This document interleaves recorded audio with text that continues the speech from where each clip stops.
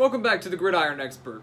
Some may say that Week 9 is way too early to determine a division champion, but we have a number of games this week where that might just be the case. So we're going to jump right on in and start off with our first big game of Week 9, and that is number 2 Clemson at Florida State. And besides these 3 ranked versus ranked matchups, I really had to go through the schedule and pick out the other 2 that I thought were either going to be really important, whether it's a conference-wise or nationally, or just was going to be an intriguing matchup. And Clemson-Florida State was one of those because they have so much history. In years past, Dabo Swinney going up against Jimbo Fisher. Usually these 2 teams are nationally ranked and could very well determine who goes to the ACC championship game. But this year, that's not going to be the case just because of how poorly Florida State has played this year. Now, some people are saying that maybe Florida State is starting to trend up a little bit. They're starting to get right back on track. They did have an impressive win last week, I believe it was, against Wake Forest. So Willie Taggart, I think, is slowly turning this team around, but they're not to where they used to be just a few years ago. Clemson should go on the road and take care of the Seminoles fairly easily in this game. Some people are saying that they're on upset watch, or that it's going to be a lot closer than the 17-point spread or whatever it is may indicate, and I could see that. Look, Florida State, Tallahassee is a very, very difficult place to play, without a doubt. But Clemson is the number 2 team in the nation for a reason.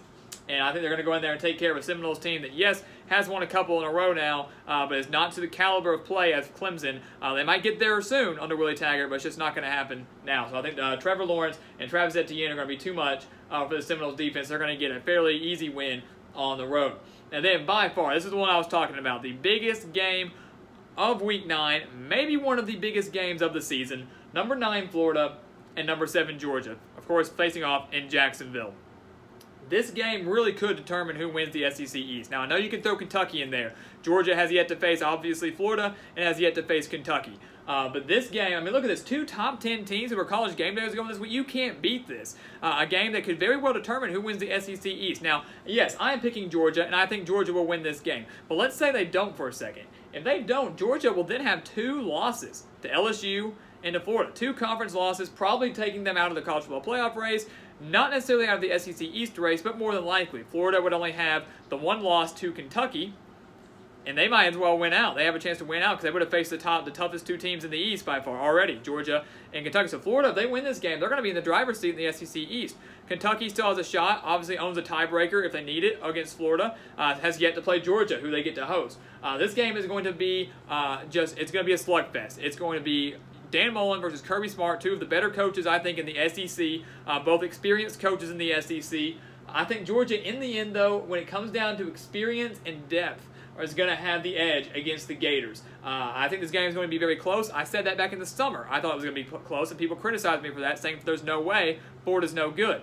I knew Florida was going to be fairly decent, had them going 9-3. I think it's going to be one of those 3 losses here, taking a loss to the Bulldogs in what's going to be a very, very exciting game. One where I would not be surprised if Dan Mullen pulled all the tricks out of his hat and ended up snagging a win against Kirby Smart and the Bulldogs. But I'm going to stick with Georgia in this one. They're going to keep their playoff hopes alive.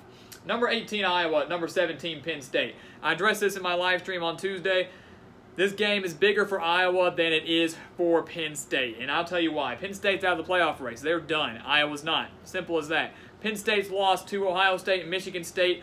2 games they should not have lost, and had they not lost those 2 games, this game would be way higher up on my list. Iowa, on the other hand, has only lost 1 game, that game coming to Wisconsin.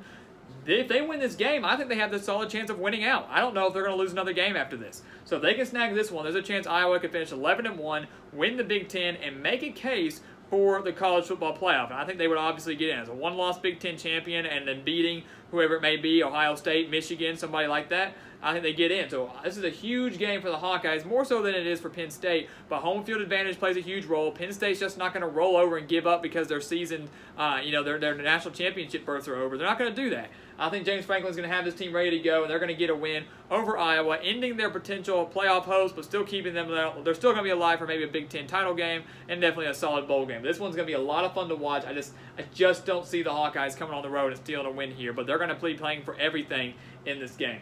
Number 14, Washington State. At number 24, Stanford. This one, once again, a big one as well. We saw what Washington State did last week against Oregon. Something that I didn't see coming. I didn't see Washington State even being this close to being that good. 6-1 this season. It's extremely impressive what Mike Leach has done with this team with the amount of limited resources he's had. And you can't take anything away from Gardner Minshew either for what he has done, transferring over from East Carolina, filling in for the great Luke Falk and leading them to this number 14 ranking. Huge win over Oregon, where College Game Day was there for the first time ever. Washington State is looking like a legit threat and a legit contender in the Pac-12.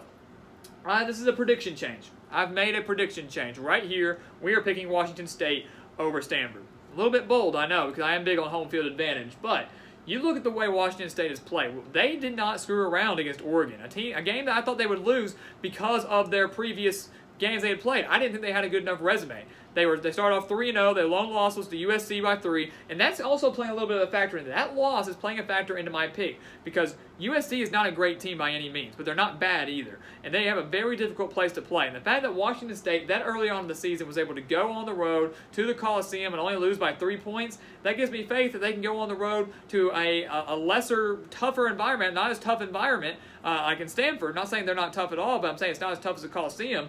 And maybe snag a win there. I think they're going to do just that. Bryce Love hasn't been himself. Stanford overall hasn't been themselves at all. I've been very disappointed in the Cardinal this season, a team that I thought was going to really challenge Washington for the Pac-12 title.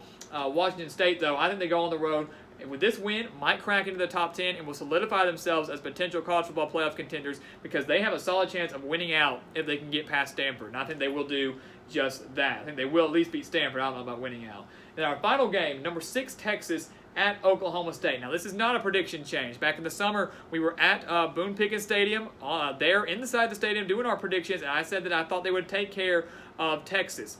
And I know Texas is number 6 in the country right now. They're looking really good. They're looking like legitimate college football playoff contenders and Big 12 title contenders. Both of these teams are coming off a bye.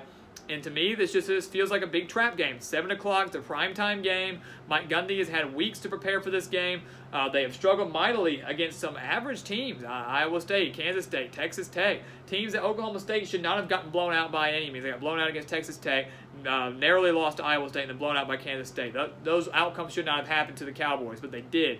Mike Gundy doesn't let that happen very often. This is his chance to rebound and get a signature win on the season and try to get Oklahoma State, back into relevancy and maybe trying to get to a decent bowl game. I think they snag a huge win over the Longhorns. That would be their second loss, pretty much ruining their college football playoff hopes, but not ending their Big 12 title hopes, as this would be their only conference loss at the time. So I would not be surprised to see Texas go on the road and steal this one. Tom Herman and this Longhorns team look very, very different than what we've seen in years past, but I'm going to give it the edge to Mike Gundy, home field advantage, and the opportunity for a very big upset here, and I'm picking Oklahoma State. And as we've said before, we're going to rank our Heisman Watch. I told you we were going to start doing that every week. We're going to rank our top 4 players, or top 5 players, however many there are. But really, why do we keep doing this? Because we know unless something, I think we can all agree, unless he goes down with a season-ending injury, Tua Tagovailoa's got this thing in the bag. Listen to these stats. Last week against Tennessee, 306 yards and 4 touchdowns. Did you see some of the throws that he made against that Volunteers defense? The Volunteer defense that shut down the almighty Jarrett Stidham the week before. It was unbelievable, the throws that he was making. He has yet to throw an interception. I think I saw a stat out there that said he's on pace for, 42 touchdowns and no interceptions, something like that, and just going to shatter the overall QBR, best in history. I mean, this guy is on a completely different level. So unless something drastic happens to Tagovailoa, he's got this thing in the bag. I don't see any reason why he would lose or not earn the Heisman. But we still got to rank everybody else. And some people say it's a 2-man race between Tagovailoa and Kyler Murray. And I'm not going that far yet. I like Dwayne Haskins a little bit more than I do Kyler Murray. And Dwayne Haskins, this poor guy, man, he has no help whatsoever. Ohio State's running game is abysmal.